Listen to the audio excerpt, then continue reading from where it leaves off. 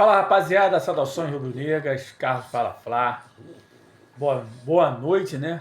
Bom dia e boa tarde para quem for assistir o canal. Um videozinho aqui pós-jogo Flamengo e São Paulo. Vitória do Mengão, 2-0. O Flamengo jogou demais. O Flamengo jogou muito bem contra o São Paulo no Maracanã. Casa cheia, mais de 60 mil torcedores, 67 mil e poucos torcedores, quase 70 mil torcedores no Flamengo. A torcida estava com saudade do Mengão. Flamengo, diferente de alguns clubes, continua jogando do mesmo jeito, a mesma característica do Felipe Luiz, não mudou pós-Copa do Mundo.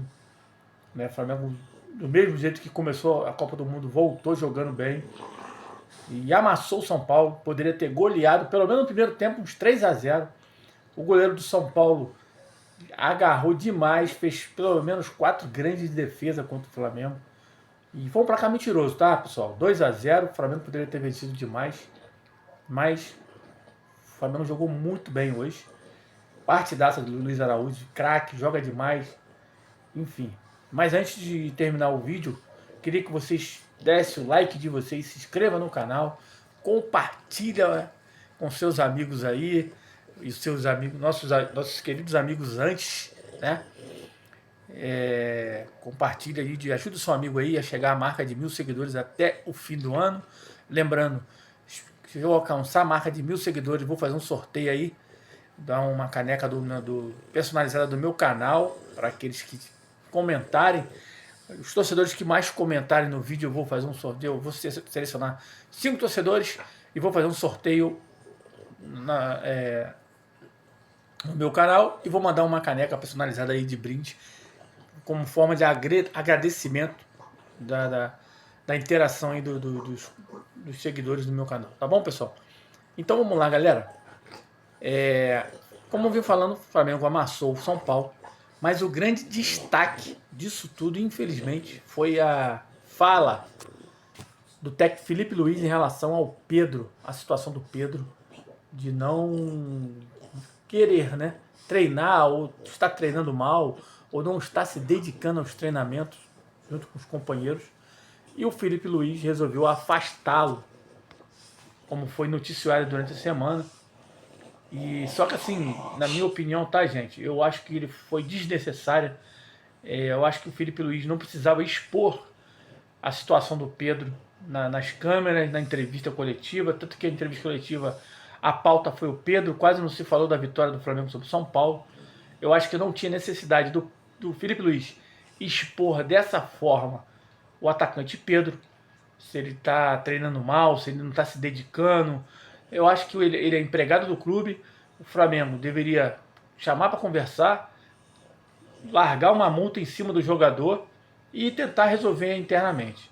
Eu acho que o Felipe não está aguentando a pressão das críticas, principalmente da torcida, da rede social, de achar que ele não quer botar o Pedro para jogar. Ele quis provar que ele não quer botar o Pedro para jogar. Isso é uma opinião minha, não é uma opinião de outras pessoas, não é a opinião do Felipe Luiz. Mas a sensação que eu tive foi essa.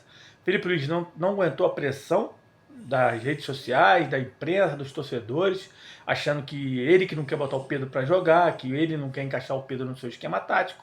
E ele acabou jogando o ventilador, expondo o Pedro dessa forma. E eu acho que foi desnecessário, tá, pessoal? Eu acho que não deveria ter feito isso. Pedro é um dos melhores atacantes do Brasil. Tem tudo para ser o atacante da Copa do Mundo de 2026.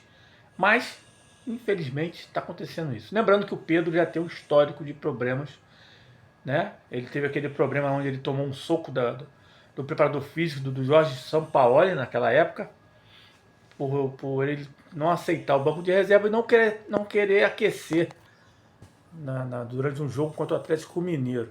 Então, infelizmente, o Pedro já tem esse histórico. Então, a gente saber o que passa na cabeça do Pedro, se ele acha que ele é intocável, mas não adianta, meu irmão. Com o Felipe Luiz tem que treinar. Se não treinar, tá fora. Essa funciona, mas eu acho que foi desnecessário. Eu acho que o Felipe Luiz não deveria ter exposto o Pedro e a situação nas câmeras para todo mundo.